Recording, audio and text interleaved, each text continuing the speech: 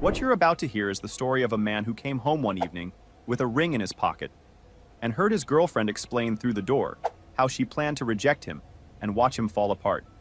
He'd been saving for that ring 8 months. Her dad had already called him son.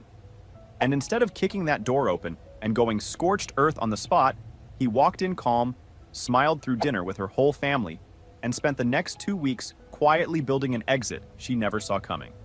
If you've ever been underestimated by someone who thought they had you completely figured out, this one is going to feel very satisfying. "He's going to propose tonight," she said, laughing. "Watch how I tell him no and make him cry." So I made something better. I came home on a Thursday evening with 2 bags of groceries and a ring in my jacket pocket. 8 months of saving, 3 months of excitement after her dad hugged me and said, "Welcome to the family, son," when I asked for his blessing. I'd been planning the Sunday dinner proposal for weeks. Her mom knew. Her sister Chloe knew. Even her dad had given me a knowing look at the last family dinner, like it was the worst-kept secret in the room. Everything was lined up. Then I heard her voice through the door. Lauren was on FaceTime with her college friend Megan, laughing loud enough that I caught every word before I even touched the handle. "He's going to propose this weekend.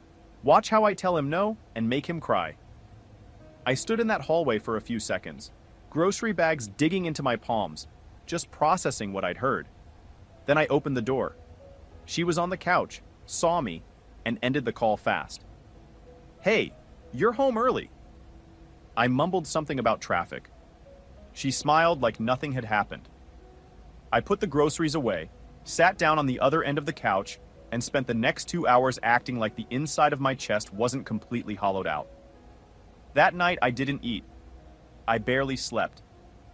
I lay on my side of the bed, staring at the ring box on the nightstand, a simple 1-carat diamond on white gold with our initials engraved inside, and just kept replaying those words on a loop. Watch how I tell him no and make him cry. 4 years together. Her dad called me son. I had a whole speech written. I'd practiced it in the mirror. Sunday came faster than I wanted it to. Lauren talked the whole drive to her parents' house. A co-worker's drama, some podcast she was into, her mom's new recipe. Her voice was so normal. Too normal. Every word felt like another data point. Either she was completely comfortable with what she was planning, or she had no idea I'd heard anything. I gripped the steering wheel and kept my mouth shut. Part of me wanted to pull over and just turn back. The other part needed to sit through the whole dinner and see it, just to make sure I wasn't losing my mind. At the Bennett house, her mom had made pot roast. Her dad was already talking about his golf game before we got our coats off. Chloe showed everyone photos of her new puppy on her phone, walking around the table so nobody could miss it. It was a warm, ordinary family dinner, and I sat there pushing food around my plate like a ghost. Mrs. Bennett leaned over at one point and asked if I wanted more. I said no thank you, it was great, I was just pacing myself. That was a lie. I'd barely touched my plate. Her dad talked about a golf trip he was planning in the spring. Asked if Lauren and I had done anything fun lately. Lauren answered for both of us, something about a dinner we'd had 2 weeks back. I sat there watching her talk, watching her smile, watching the way she leaned into every sentence, and kept thinking, she knows exactly what she's planning, and she's just sitting here like it's a normal Sunday. At one point, Lauren said my name. "Right, Ethan?" And I hadn't tracked a single word of the conversation. I nodded anyway. She grinned at her mom. "See? Told you he'd agree." Everyone laughed. Mr. Bennett looked at me from across the table with this proud, easy expression, like he was already picturing me at every Christmas going forward. The ring in my jacket pocket felt like a brick. Under the table, Lauren squeezed my hand 3 times. That was our thing, something we'd made up in the 2nd month of dating. It meant I love you. I pulled my hand back and reached for my water glass instead. Her smile slipped for just half a second before she covered it and looked away. After dessert, Mr. Bennett asked me to help carry the trash out. That was supposed to be the moment. Tell him about the proposal out there. Let him be the first to know. Maybe get a hug and some words before I went back inside and did it properly. Instead, we stood outside in the cool October air and he turned to me with that steady look of his. "I can tell when something's off, Ethan. Talk to me." I told him I had something to share, just not tonight. A few more days. He studied my face and nodded slowly. Whatever it is, I know you'll handle it right. He patted my shoulder and we went back inside. I spent the rest of the evening counting the minutes until I could leave. The drive home was quiet. Lauren broke it eventually. Wanted to know what was wrong with my mood, why I'd barely spoken all night, what I'd said to her dad outside. I said work was on my mind. She said that was the same answer I'd given all week. I told her I knew. She said something felt different and asked me to just be honest with her. I looked at the road and kept my voice even. Said I was fine, just tired, and that we'd talk when I had more mental space. She went quiet again. By the time we pulled into the lot, she was frustrated and staring out her window. I was empty in a way that had nothing to do with being tired. We went to bed without resolving anything. Around midnight, I sat at my desk, opened my phone, and pressed play on the voice recording I'd caught through the door on Thursday night. Watch how I tell him no and make him cry. I listened to it 4 times. Then I closed it, sat in the dark for a few minutes, and started making a plan. Hold on a minute, and this is me, not Ethan talking. I need you to sit with what just happened here. This man sat through an entire family dinner, smiled, made conversation, pulled his hand away from the squeeze, helped take out the trash, and said nothing. Not because he was weak, because he was already thinking 2 steps ahead. There is a real difference between someone who can't react and someone who is choosing not to yet. Ethan wasn't confused or hoping she'd explain herself. He was building a picture, and that picture was about to get a whole lot uglier. Monday night after Lauren went to bed, I opened our shared bank account on my laptop. 3 withdrawals caught my eye immediately. $500, $300, $700, all from the past few weeks, all hers. I opened a spreadsheet and started logging every date, amount, and location. Then I started going through social media. Her friend Megan's Instagram was public. 2 weeks back, Lauren was tagged at an expensive restaurant I'd never heard about. A month before that, a party I'd known nothing about, Lauren had told me she was home that night with a headache. I kept scrolling. She had an account I hadn't known existed. On it, a photo of us at dinner with the caption, "Dinner sponsored by my man." I'd paid for that dinner. Another post, "Living the life I deserve." Her friends were cheering in the comments. That ring is going to be massive. Girl, get what's yours. I took screenshots of everything and sat back in my chair. I thought about all the times Lauren had said she was home early, or tired, or not feeling well. I started counting up the nights she'd come home a little late, the weekends she said she had work to catch up on, the lunches with friends from the office I'd never actually met. It wasn't a list I'd ever thought to keep before. Now every item on it felt like a different shade of the same thing. Then I found something worse. A photo from 2 months ago. Lauren at a dinner surrounded by men in suits I didn't recognize. Caption, networking. Lauren worked HR at a small firm. She didn't do that kind of networking. One of the tagged names was Brandon Walsh, listed publicly as a real estate investor. Polished profile, lots of conferences, luxury property, travel, and one photo with Lauren from about a month back. She'd never mentioned that event to me once. That same week, I sat down with Richard Torres, a family attorney a friend had recommended. 50s, measured, no wasted words. I laid it out. 4-year relationship, apartment in my name, joint bank account, the recording. He asked if we were married. No. Kids? No. That simplifies things considerably. He walked me through the sequence. Separate account, move funds gradually, formal 30-day vacate notice since the lease was entirely mine. I left with 2 pages of notes and a clear path. $200 and the best money I'd spent in months. That evening I checked the shared GPS app. Lauren had told me she'd had lunch with work friends and gone straight home. The app said she'd been at a restaurant 20 minutes away from the office, in the opposite direction for about 2 hours. Another lie stacked right on top of the others. I spent a few days sitting on everything I had. The screenshots, the bank records, the GPS data, the recording. Then I called a friend named Kevin, who had a background in data recovery. Explained the situation. He said it was a gray area, but doable if I had physical access to the phone. I got it one evening while Lauren was in the shower and dropped it at Kevin's that night. Okay, pause. This is me jumping in. For the listeners. Because here's what gets me. He is not operating from rage. He's operating from clarity. Most guys in this position either explode on the spot and hand the other person every reason to play victim, or they go completely numb and do nothing. Ethan is doing neither.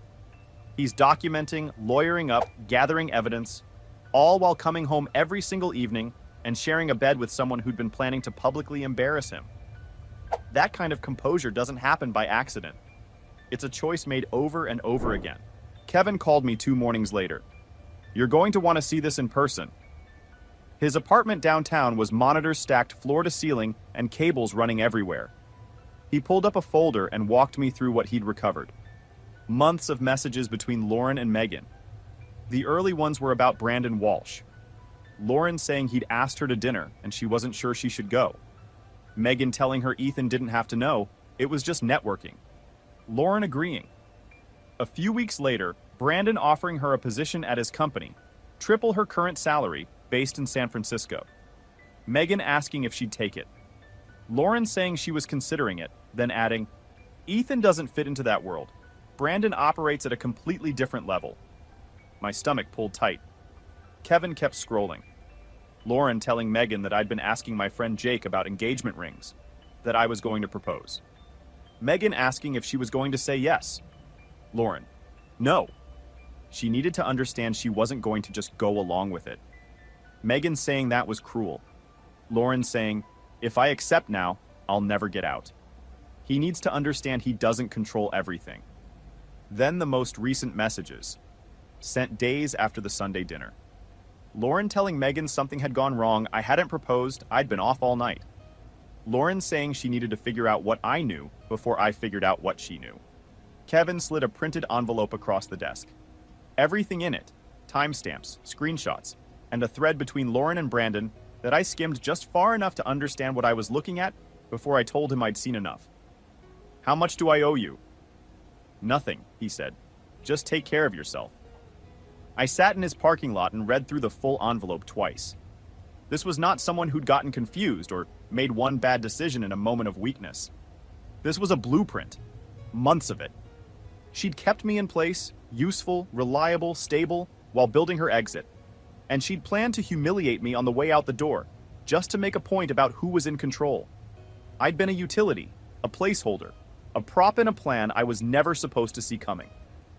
I drove to the bank, opened a new account under my name only, transferred half the joint balance, $20,000. The teller looked up at me and asked if I was sure. I told her yes, I was completely sure. Then I toured an apartment 15 minutes from work. 2 bedrooms, quiet block, available in 2 weeks. I signed the lease on the spot and walked out with a new set of keys in my pocket. That night I got home, sat next to Lauren on the couch, and said casually, "Hey, do you know a guy named Brandon Walsh? Real estate. I thought maybe you'd crossed paths." She went completely still for half a second before turning to me. Said she didn't know anyone by that name. I said someone had mentioned his company was looking at HR talent. Thought she might be interested. She said she wasn't looking for a new job, voice a little sharp. I shrugged. Just asking. She stared at me for a long moment and said it felt like I didn't trust her anymore. I looked at her and said, "Should I?" She said, "Of course, we're together." I said, "You're right, my bad," and went to bed. Behind me, I could hear her exhale like she wasn't sure whether to feel reassured or more nervous. "Wait, let me jump in here. In about 48 hours, this man consulted an attorney, recovered deleted evidence, opened a separate bank account, moved $20,000, signed a new lease, and then sat down next to her on the couch and asked a completely calm test question, just to watch her react. All while she thinks he's stressed about work. The thing about people who operate on control is they assume everyone around them is running the same calculations. Lauren thought she was the one managing the situation. She had no idea she was already 3 moves behind, and the clock had already started. A few nights after that, Chloe texted from an unknown number asking if she could call. I stepped onto the balcony and dialed her back. She told me Lauren had come home from the Sunday dinner upset and told the family I'd ruined the evening. Then she lowered her voice and said something had felt off with Lauren for weeks. Going out more, spending money, edgy in a way that was new. She'd overheard Lauren on the phone after I left that Sunday, whispering my name to someone who wasn't family. I told Chloe the truth would come out soon and thanked her. She said to be careful. I said I would. Friday morning, I told Lauren I had a last-minute work trip to Chicago over the weekend. She asked to come. I said business meetings only. She sighed and said fine. I packed a bag, kissed her cheek, and left. I went to Jake's instead, best friend since college. I'd already shown him the envelope earlier in the week and watched his face go flat as he read through it. He didn't editorialize, didn't say I should have seen the signs, didn't make it about himself. He just read every page and said, "What do you need from me?" That's the kind of friend he is. We spent the whole weekend mapping every step, what to say to Lauren, how to time the conversation with Mr. Bennett, so he heard it from me before Lauren had any chance to shape the narrative, what to do if she went to her family immediately and tried to get ahead of it. We ran through the version where she got angry and offensive, the version where she played the victim, the version where she cried and begged.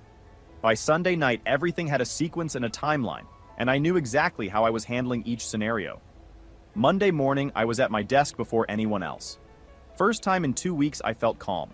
Not happy, not angry, focused. That morning, our manager Robert introduced a consultant named Andrea Ruiz, who'd be in the office for 6 weeks reviewing internal workflows. Early 30s, unhurried, no performance to it. She introduced herself to the team, came to my desk afterward, and said I was first on her interview list. At 1:30, she pulled a chair across from me, and we talked work for a while. Numbers, team structure, current projects. Somewhere in the middle of it, she asked where I saw myself in 5 years. I laughed and said honestly, a week ago I had a solid answer for that. Right now I didn't. She didn't push. Just said sometimes life forces you to rewrite the whole plan. I ended up telling her more than I'd intended. The recording, the messages, the weeks of keeping my face neutral every single morning while quietly dismantling everything around me. She didn't flinch or reach for a reaction. She just asked, "What are you going to do?" "End it," I told her. No drama, no yelling. Just done. She nodded slowly. That's harder than it sounds. I know. Before she left, she handed me her card and said if I ever wanted to talk off the record, to call her. Sometimes a stranger listens better than a friend. By Wednesday, she stopped by my desk a couple more times on work follow-ups. I noticed she asked questions the same way every time. Direct, not padded with extra words, actually waiting for the answer instead of already moving to the next thing. She asked if I wanted to grab lunch. We went to a quiet place near the office and talked for an hour. Nothing heavy, no weight to it. She told me she'd moved to town 6 months ago after ending a 5-year marriage. I asked how she'd known it was time to leave. She stirred her coffee and said, "When the silence felt better than his company." I knew exactly what that meant without having to think about it. She looked up and said, "That's the look. You felt it too." I told her yeah, I had. Same empty quiet. Thursday afternoon, Lauren showed up at my office unannounced. Said she missed me, wanted to grab lunch, could tell I'd been distant all week. I told her I had a meeting in 10 minutes. She stepped closer and asked if I still loved her. A week earlier, I would have said yes without hesitating for even a second. The word just wasn't available anymore. I told her I had to go and walked past her. She stood in the hallway and I didn't look back once. Friday night, Lauren made dinner, chicken and potatoes, my favorite. We ate mostly in silence. She set her fork down and said she didn't recognize me anymore. I asked if she was happy. She said of course. I looked at her and said quietly, "Boyfriend or backup plan?" Her face went completely white. "What did you just say?" "Forget it." "No, say it again." "Forget it, Lauren." She sat there speechless while I cleared my plate. I told her I'd take the couch. She could have the bedroom, and tomorrow this was going to be finished. Let me pause here. Because that line, boyfriend or backup plan, that's the first time in 2 weeks Ethan let anything out. Just a crack. Just enough to let her know that he knows something. And watch what it does. She goes white. The woman who was planning to publicly reject him in front of her entire family, laughing about it on FaceTime, suddenly doesn't have a single word. That's what happens when the person doing the controlling realizes they're not actually in control anymore. Saturday morning, I was up before the sun. Lauren was still asleep. I made coffee and sat at the kitchen table with the full envelope in front of me. Messages, screenshots, bank records, and the eviction notice Richard Torres had drafted. At 8 a.m., I called Mr. Bennett. He agreed to meet at a cafe on Main Street at 10. He arrived exactly on time, the way he always did, sat across from me, took one look at my face and said, I looked like I hadn't slept in a week. I said something close to that was accurate. He ordered coffee without looking at the menu. I slid the envelope across the table and told him to read it. He went through it slowly. First, he looked confused. Then the confusion shifted to disbelief. Then his face just went heavy, the way someone looks when they're processing something they can't undo or unfeel once they've seen it. He didn't rush through it or skim. He read every page. When he reached the messages that included Brandon Walsh by name, he stopped reading entirely. Set the pages down. His hands were unsteady when he looked up. She was seeing this man. I nodded. Months of it. Walsh had offered her a position in San Francisco. She'd planned to reject me in front of the whole family first, to make a point about who was in control. Her exact words in the messages. He sat back and looked older than I'd ever seen him. Asked what I was going to do.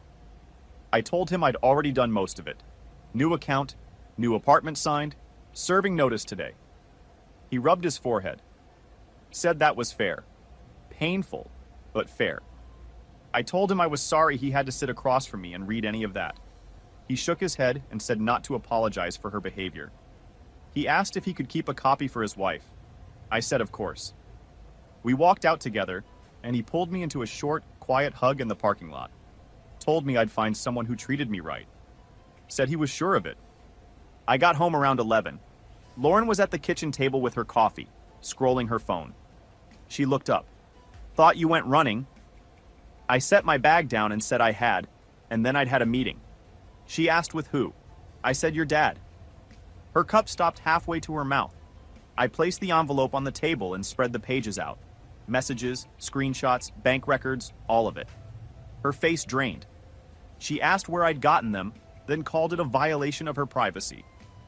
I told her it was her plan, documented and printed out on a table between us. She stood up fast, voice shaking, said the messages were out of context, that she and Megan had been joking around. I told her nobody jokes in writing about rejecting their boyfriend of 4 years in front of his whole family just to make a point. She sat back down and said she'd been confused, that she didn't know what she wanted. I said she'd known exactly what she wanted. Control. Just like the messages said, word for word. Those messages are old, she tried. Things changed. I asked when exactly. She didn't have an answer.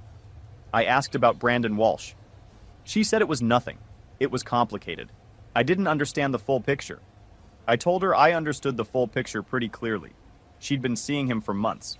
He'd offered her a job in San Francisco, and she'd planned to turn down my proposal in front of her entire family before she made the move. She opened her mouth and closed it again. She reached for my arm.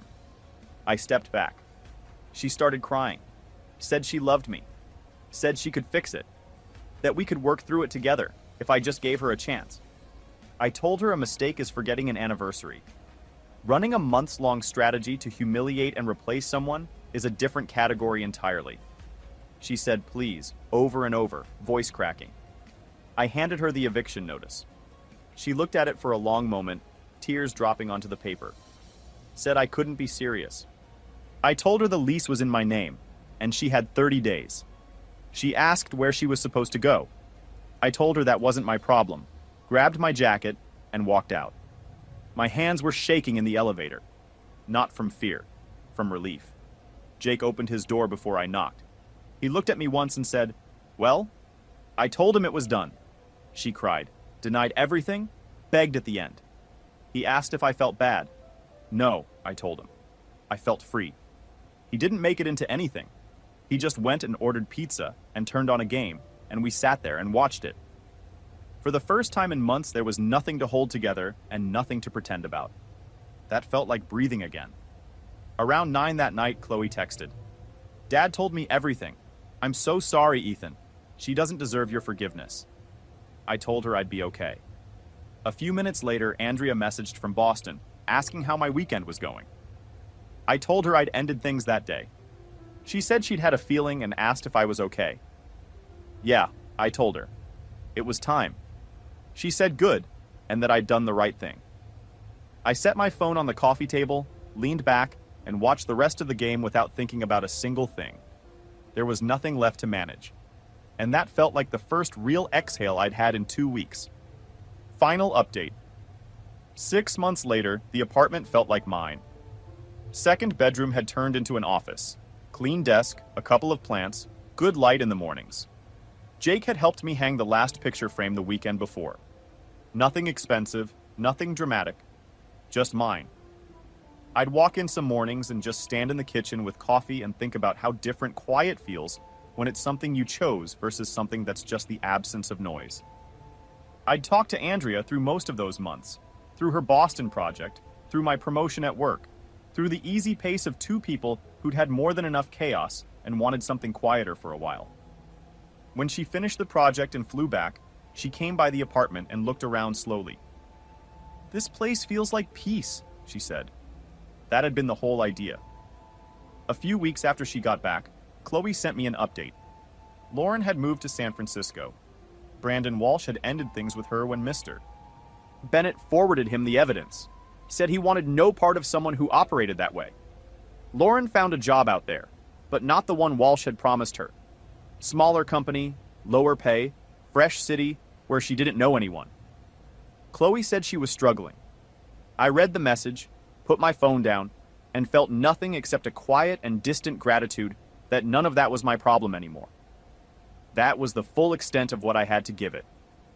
Lauren reached out once, months later. Long message. She was sorry. She'd lost the best thing she ever had.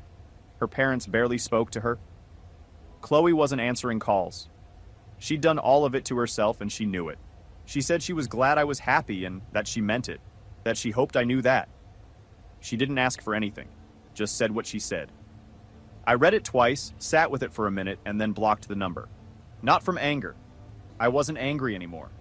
Just from knowing exactly what deserved space in my life going forward and making a clear decision about it. Andrea moved in on a quiet Saturday. No announcement, no ceremony about it. She showed up with a cardboard box and said, "If you still want this." I said, "Yeah." We spent the afternoon moving things around and making the space work for two people. Made lunch, watched something forgettable. At some point, she opened my desk drawer and found the ring box, the original one I'd bought for Lauren. She held it up and looked at me. I told her it was from before, that I hadn't known what to do with it. She looked at it for a second and told me to sell it. Use the money for something that meant something now. That was the most useful thing anyone had said to me in 2 years. I sold it the next day, booked 2 tickets to Costa Rica. When I showed her the confirmation, she went still for a second and then hugged me like she meant it. That was the first time she said she loved me. Standing in the kitchen, no setup, no occasion. Just said it. I told her I loved her too and meant every single word. A year after the evening, I stood in a hallway with grocery bags and a ring that was never going to get used the way I'd planned. We got married. Small ceremony at a venue outside the city. About 40 people. Nothing elaborate. Jake stood at the front with me. Chloe was there too, with Mr. and Mrs. Bennett, who'd made it clear throughout the whole year that nothing Lauren did changed how they felt about me. Her mom had hugged me at the door and said welcome back, like I'd just been away on a trip. Mr. Bennett hugged me before we started and nodded toward Andrea. "This is what it's supposed to look like, son." He was right. On the honeymoon, walking the beach one evening with the sun going down and the waves low and steady, Andrea asked if I was happy. Completely, I told her. She asked if I ever thought about Lauren. Sometimes, I admitted honestly, but only as a reminder of what I'd figured out, that the right person doesn't make you feel like a liability. She stopped walking, took my hand, and said, "And this?" I told her, "This is real. No drama, no fireworks, just a woman who had never once made me feel like a backup plan." That was enough. That was everything. So that's the full story, and I genuinely want to know what you think. Did Ethan handle it right, or should he have confronted her the night he heard it through the door? Drop your honest take below. That's what happens when a man stops reacting and starts thinking. Ethan didn't blow up the night he heard those words through the door. He built a case, protected himself legally, made sure the right people had the truth, and walked away completely clean. 4 years gone, and he came out the other side with his life actually put together for the first time. If this story hit for you, smash that like button and subscribe. We drop stories exactly like this every single week. And tell me in the comments, have you ever had to stay completely quiet when everything in you wanted to react? Tell me below. Tell me below. Tell Tell me below. Tell me below.